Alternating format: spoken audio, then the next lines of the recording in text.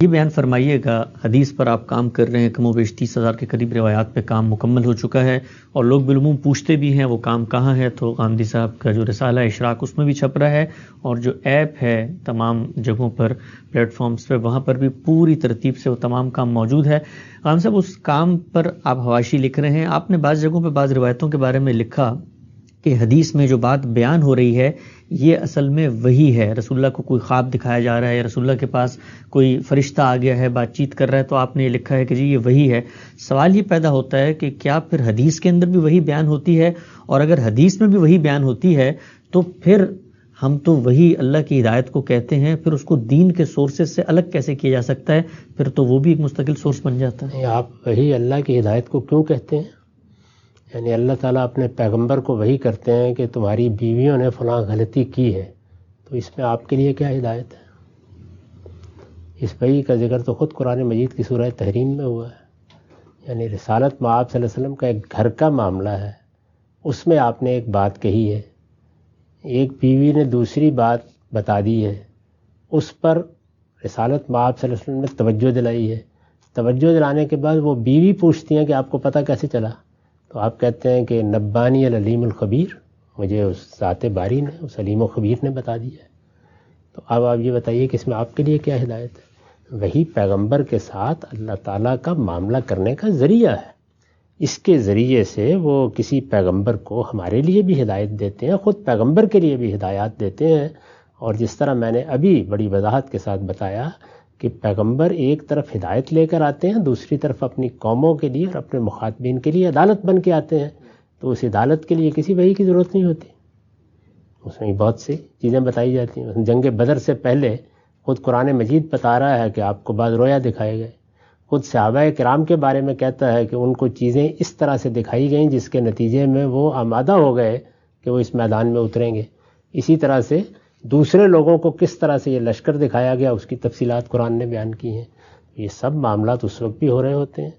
تو ہدایت کے ہم تک پہنچنے کا ذریعہ پیغمبر ہے، وہی پیغمبر کو آتی ہے، اور پیغمبر کو صرف ہدایت دینے کے لیے وہی نہیں آتی، ہدایت سے مراد دین کی ہدایت، ہر طرح کی ہدایات دینے کے لیے آتی ہے، اس کی مدد کے لیے آتی ہے، سکینت کے لیے آتی ہے، رہنمائی کے لیے آتی ہے، اور اس طرح بھی آتی ہے کہ جس کی ایک بڑی ہی نمایاں اور بڑی ہی دل نواز اور بڑی ہی غیر معمولی مثال وہ حدیث جبریل ہے۔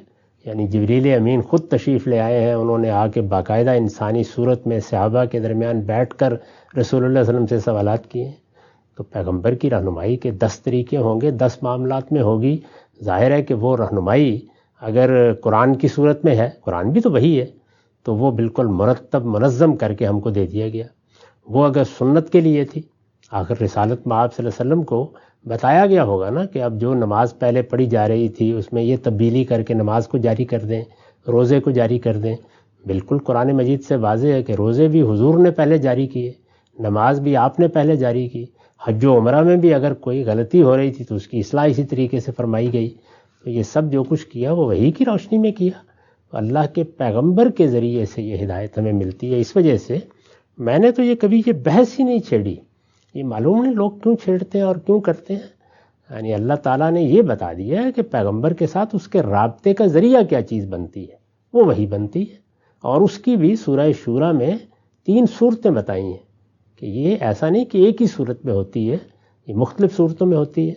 تو اللہ کے پیغمبر کو ہدایت کیسے ملتی ہے، رہنمائی کیسے ہوتی ہے، ذاتی معاملات میں رہنمائی کیسے ملتی ہے، اس کو اس کی اپنی جد و جہد میں رہنمائی کیسے ملتی ہے، جس عدالت کو برپا کرنے کے لیے رسول آتے ہیں ان میں رہنمائی کیسے ملتی ہے، وہ سب وحی کے ذریعے سے ملتی ہے۔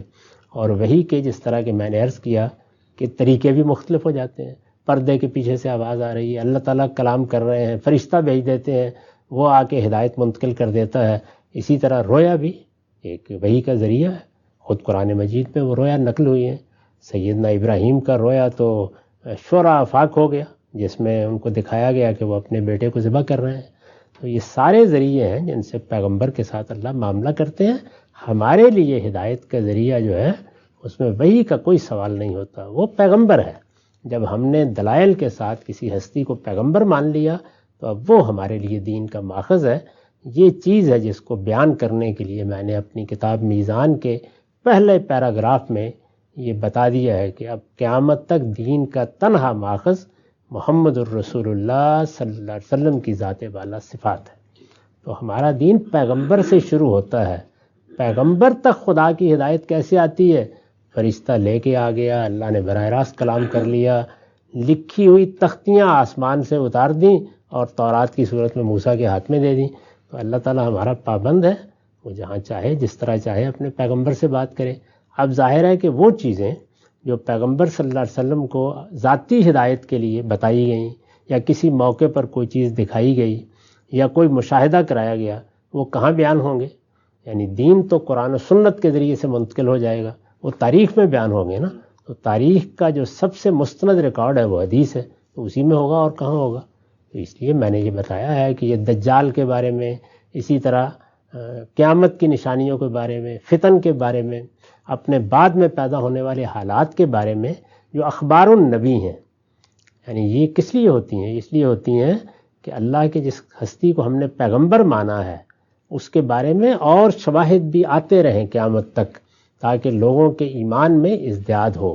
اس مقصد سے ہوتے ہیں، ان سے ہدایت میں کوئی کمی یا بیشی نہیں ہوتی۔ تو یہ روایتوں ہی میں بیان ہوں گے، اور کہاں بیان ہوں گے؟ ہم صاحب ایک مختصر سے پہلو اس کی مزید وضاحت فرمائیے گا۔ آپ نے فرمایا خواب دکھایا اور مختلف خوابوں میں اللہ تعالیٰ نے ہدایت دی، تو خواب تو آپ فرماتے ہیں تمثیل کی صورت میں ہوتا ہے، اور تمثیل کو ہم تک اگر وہ روایتوں میں پہنچا ہے تو ہم ڈیکوڈ کرتے ہیں۔ تو پھر مثلا وحی کے بارے میں تو یہ تصور نا کہ بالکل دو ٹوک واضح ہوتی ہے، تو مثلا رسول اللہ کو اگر کوئی وحی خواب کی صورت میں دکھائی گئی، اللہ تعالیٰ نے کوئی رابطہ کر کے بات ان تک پہنچائی، تو آج علماء بیٹھ کے اس تمثیل کو ڈیکوڈ کریں گے، یہ تو وہ جو وحی کا مرتبہ اور شان ہے یہ اس کے خلاف نہیں ہے؟ نہیں، یہ وحی کے مرتبے اور شانیں یہ ہم اپنی طرف سے بیان فرمائیں گے۔ وہ ہدایت جو ہمارے لیے دین کی صورت میں آتی ہے وہ ہے جو بالکل دو ٹوک، بالکل واضح، بالکل متعین قرآن میں آتی ہے، سنت کے ذریعے سے منتقل ہوتی ہے۔ باقی بہت سی چیزیں تمثیلات میں بھی ہوتی ہیں۔ اب ایک معاملہ اللہ تعالیٰ اپنے بندے ابراہیم کے ساتھ کر رہے تھے، اس میں بھی تمثیلی کا طریقہ اختیار کیا گیا۔ اتنا بڑا واقعہ ہوا جس کے نتیجے میں ہمارے ہاں ایک پوری روایت قائم ہو گئی۔ اسی طریقے سے آپ دیکھیے کہ حج کے مناسک یہ دکھائے گئے، یعنی ان میں وحی کا طریقہ باللفظ نہیں اختیار کیا گیا یا دل میں کوئی بات نہیں ڈالی گئی، بلکہ ارنا مناسکنا دکھائے گئے۔ رسالت میں آپ صلی اللہ علیہ وسلم کی امت کے ساتھ کیا ہونے والا ہے، اس کے لیے آپ کو وہ رویا دکھایا گیا جس سے سورہ بنی اسرائیل کی ابتدا ہوتی ہے۔ یہ سارے ذرائع ہیں جو اختیار کیے جاتے ہیں، تو اس میں جو دین کا کانٹینٹ ہے وہ البتہ بالکل کلام کی صورت میں یا عمل کی صورت میں متعین محدد منتقل ہو جاتا ہے۔ تو خلاصہ ہم سے پھر یہ ہوا کہ حدیث تو لوگ اپنے انیشیٹو پہ بیان کر رہے ہیں، لیکن اس کے کانٹینٹ کے اندر رسول اللہ کی نسبت سے اگر کوئی بات بیان ہو رہی ہے اور وہ قرآن کے علاوہ ہے تو وہی حدیث کے اندر پائی جا سکتی ہے۔ جی ہاں، وہی بھی ہوتی ہے، رسول اللہ کے اجتہادات بھی ہوتے ہیں اور عام واقعات بھی ہوتے ہیں، ہر طرح کی چیزیں ہوتی ہیں۔ تو اس میں وحی کے نہ ہونے کی کیا وجہ ہے؟ یعنی کوئی بات اگر مستقبل کے بارے میں رسول اللہ کو بتائی گئی ہے تو وہ اللہ تعالیٰ ہی بتائیں گے نا، اور کہاں سے معلوم ہوگی؟ اور اللہ تعالیٰ نے بتا دیا کہ میں بتانے کے لیے جو طریقہ اختیار کرتا ہوں وحی کا طریقہ ہے، تو اس وجہ سے اس کے وہاں ہونے کے بارے میں تو کوئی دو رائے ہو نہیں سکتی۔